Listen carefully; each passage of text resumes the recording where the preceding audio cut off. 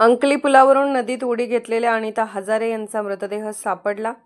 अंकली पुलावरून पतीसमोरच अनिता हजारे या महिलेने शनिवार दिनांक 30 ऑगस्ट रोजी सायंकाळी 4 वाजण्याच्या सुमारास कृष्णा नदीत उडी मारल्याची घटना घडली होती। या घटनेची माहिती मिळताच जिल्हा आपत्ती व्यवस्थापन कोल्हापूर अंतर्गत वजीर रेस्क्यू फोर्स आणि SRF फोर्स सांगली यांचे पथक तात्काळ दाखल होऊन शोधमोहीम सुरू करण्यात आली होती। तसेच शोधमोहीम काल अंकली पुलापासून सुरू होऊन अर्जुनवाड पूल व म्हैसाळ धरणापर्यंत नदीचा संपूर्ण परिसर तपासून काढला होता। यानंतर पाण्याचा स्तर वाढला असल्याने शोधकार्यात अडथळे निर्माण होत असल्याने शोधमोहीम तात्पुरती थांबवण्यात आली होती।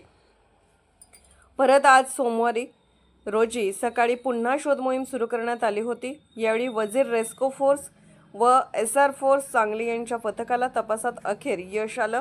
अंकली गावापासून 400 मीटर अंतरावर अनिता हजारे यांचा मृतदेह अथक प्रयत्नानंतर तिसऱ्या दिवशी सापडला असल्याची माहिती वजीर रेस्क्यू फोर्स पथकाचे प्रमुख रौफ पटेल यांनी प्रसार माध्यमांना दिली आहे।